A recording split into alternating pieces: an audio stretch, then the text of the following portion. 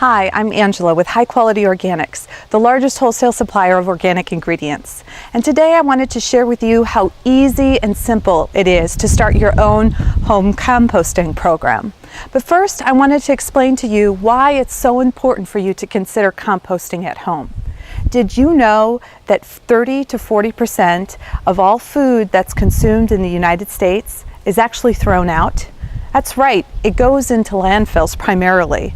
And those landfills, when the food breaks down in those landfills, it reduces a gas called methane, which the EPA has noted is 20 times worse than carbon dioxide. It's affecting our environment and it's affecting our ozone layer. And so for us to be responsible stewards of the earth, I really encourage you on this Earth Day to consider starting your own home composting program.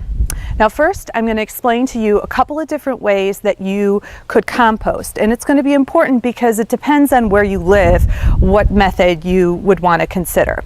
Now if you're a city dweller and you don't have any outdoor space, not even a little patio, it's going to probably be really difficult for you to compost. So what I encourage you to do is to look out into your community, maybe speak to some of your earth-minded friends and find out if there's a program. A lot of big cities now have composting programs, but it may not be coming to your door. So you might have to be active in taking your compost, your food waste to them. If you're having difficulty finding some options, I'd encourage you to go into a local Whole Foods. Most of them compost, and I'm sure a team member would be more than happy to point you in the right direction.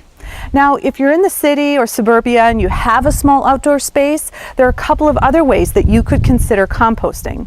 The first way, which I've tried in an area that's really difficult to compost, is called the Bokashi bucket method. It's actually a Japanese composting method that works anaerobically versus aerobically. Most composting methods need lots of oxygen, but this particular method uses a big bucket. It's like a 5-gallon bucket. You could actually make it at home if you wanted to, but I purchased mine off of an online store. It has a little spout at the bottom that you can drain off any tea, any liquid that might release from your food waste, and it doesn't use any air. So it's a really unique method and it's great for small spaces. Makes sense that it came from Japan.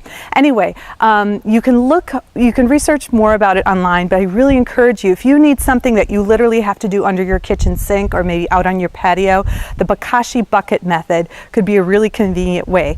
The one thing is, eventually the bucket's going to get filled. For me, it usually took about a month to fill for a family of 4. And then you need to either add it to an existing compost pile, so that might be when you go and you deliver it to a composting program, or you can literally dig a hole in the ground and dump the compost in there. And the microorganisms have already started to work on the food, so it'll break down really rapidly for you there. So the Bokashi bucket method is one way to consider. Another one, if you have a big enough area, is just a rotating enclosed bin. And we bought this one online and I love it. The only detriment I found is that I wish I bought it twice, I wish I bought a bigger one, because we go through these, we fill these up pretty quickly. But the great thing here is it obviously is on a stand, and if you can see when I open it, it has 2 compartments. So you can put all of your food waste in one side, and then when it fills, you let it, what we call cook in composting, and then you can fill the other side.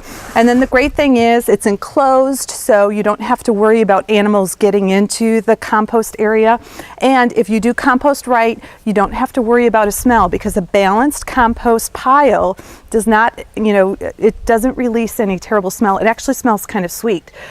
So this bin method is another really handy way. And just coincidentally, they make these they're called life-size bins. They're huge, but I'm actually considering getting 2 of those for an office to start an office composting program. So check these out online.